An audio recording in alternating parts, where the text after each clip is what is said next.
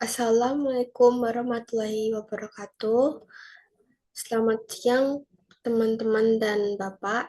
Perkenalkan nama saya Tiara Ayu Purwani Arini dari angkatan 24 Prodi Teknik Kimia dengan NIM 2451062. Jadi, pada kesempatan ini saya akan mempresentasikan hasil analisis kinetika reaksi pembentukan asam laktat di dalam reaktor batch untuk dua studi kasus permodelan bioproses yang telah saya kerjakan.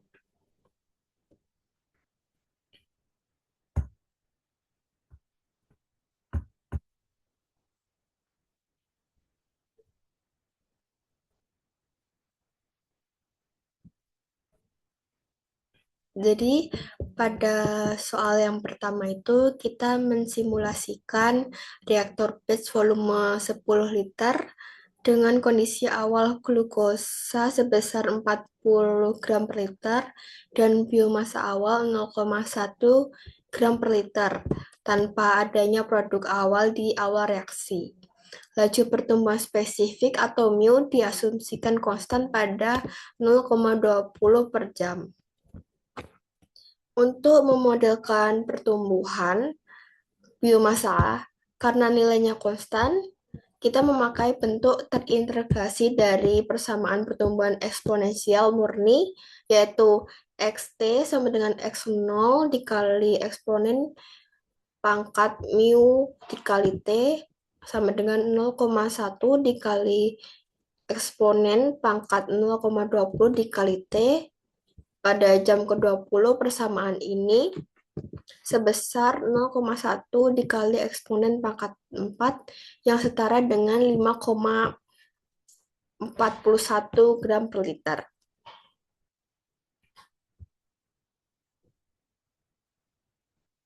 Selanjutnya untuk konsumsi substrat atau S dihubungkan dengan sel diikat oleh nilai yield YX sama dengan 0,40. Rumusnya menjadi ST sama dengan 40 dikurang XT min 0,1 dibagi 0,40. Pada jam ke-20 biomasa yang tumbuh adalah 5,31 gram per liter.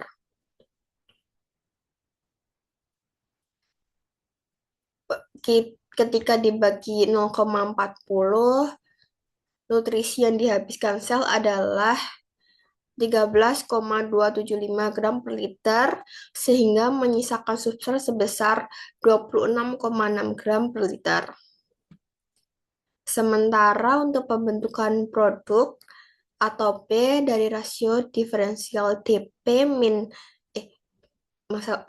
DP dibagi DX dengan memasukkan konstanta pemeliharaan X KD sama dengan 0,002 didapat konstan yield produk bersih sebesar 0,0999 dikali XT min 0,1 pada jam ke-20 asam laktat terakumulasi sebanyak 0,531 gram per liter.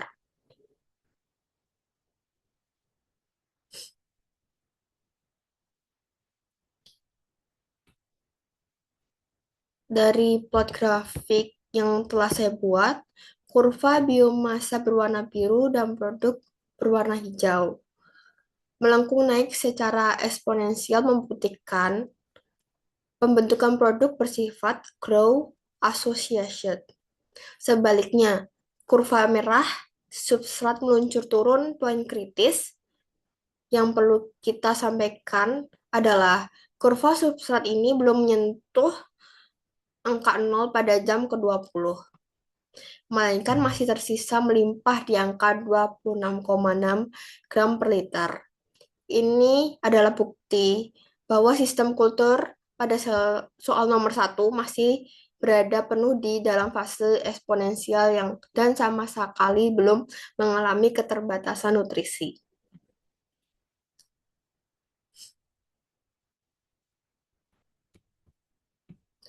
Lalu untuk menghitung produktivitas harian maksimum reaktor, kita asumsikan di mana seluruh subsat awal 40 gram per liter habis dikonversi menjadi biomasa yang menghasilkan maksimum sebesar 16,1 gram per liter. Waktu operasi batch aktif yang dibutuhkan untuk mencapai titik jenuh tersebut adalah 25,7 jam. Jika ditambahkan waktu non-produktif, reaktor atau downtime untuk loading dan sterilisasi selama 3,5 jam, total satu siklus batch penuh memakan 29,2 jam dengan membagi total produk akhir yang terbentuk 1,584 gram per liter dengan total waktu siklus lalu dikonversikan ke basis 24 jam, didapatkan laju produksi maksimum sebesar 0,30 liter per hari.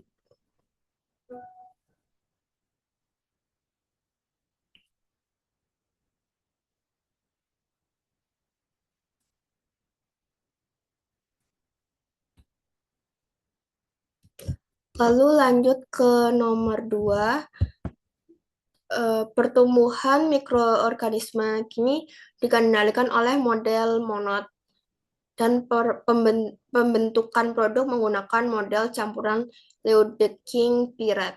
Nilai Ks di sini sangat kecil, yakni 0,02 gram per liter. Berarti sel akan terus membelah dengan kecepatan maksimum mu max sama dengan 0,70 per jam selama persediaan glukosa masih ada.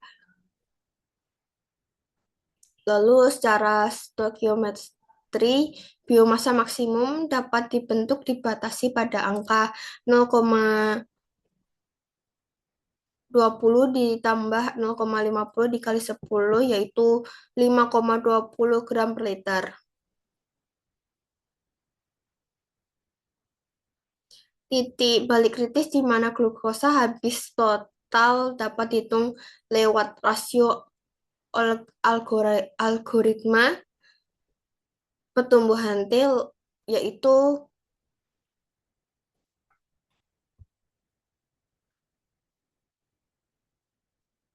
yaitu len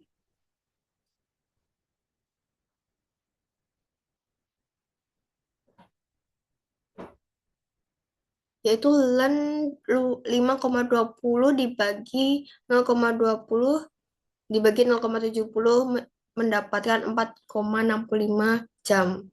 Hal ini membagi sistem Kutur menjadi dua zona absolut, yaitu fase eksponensial di bawah 4,65, lalu fase stasioner itu tuh 4,65 jam.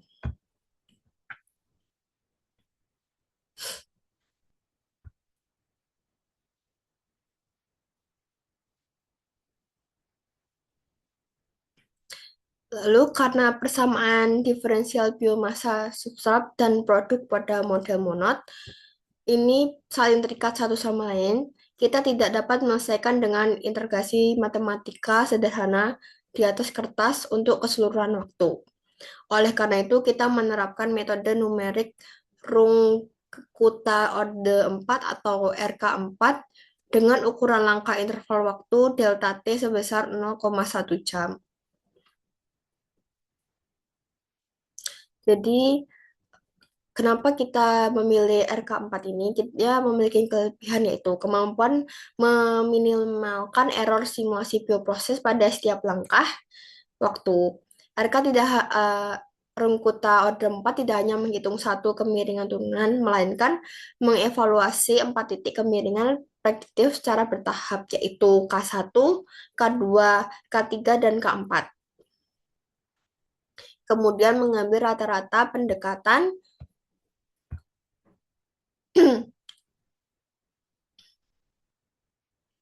mengambil rata-rata pendekatan itu tuh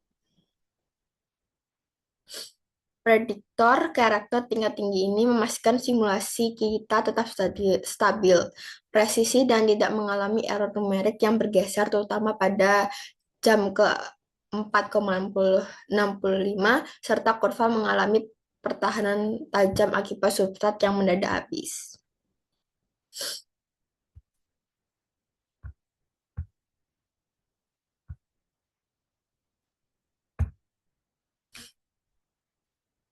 Jadi eh, pada jam ketiga,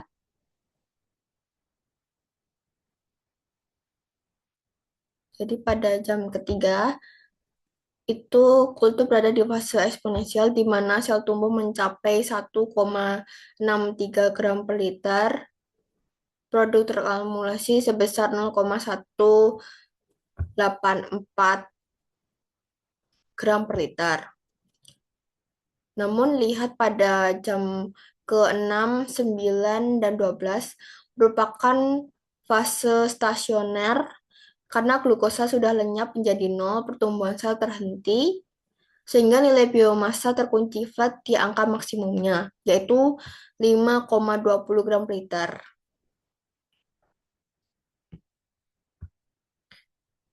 Lalu secara matematis setelah 4,65, suku pertumbuhan alfa dx per dt bernilai nol, sehingga persamaan Leo-King Pirat menyusut hanya menyisakan konstanta maintenance dikali biomassa tetap, yaitu 0,02 dikali 5,20 sama dengan 0,104 gram per liter dikali jam.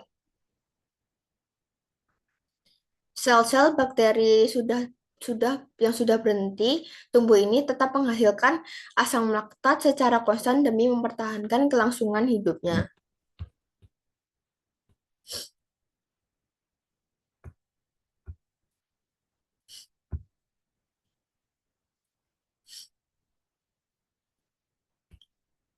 Jadi sebagai penutup analisis, kita menghitung laju pertumbuhan produk maksimum absolut atau RP max dari reaktor kedua berdasarkan formula kinetika Liodeking Pirat. Nilai laju produk tertinggi akan dicapai tepat sesaat sebelum glukosa itu habis. Pada momen tersebut tuh reaktor memiliki jumlah sel hidup sebesar 5,20 gram liter yang masih membelah dengan kecepatan puncak mu 0,70 per jam. Dengan menggabungkan parameter kontribusi pertumbuhan 0,07 dan parameter pemeliharaan 0,02, kita mendapatkan faktor penggali total kinetika sebesar 0,09 ketika dikalikan dengan kepadatan sel maksimumnya. Didapatkan laju produksi maksimum sebesar 0,468 gram per liter per jam.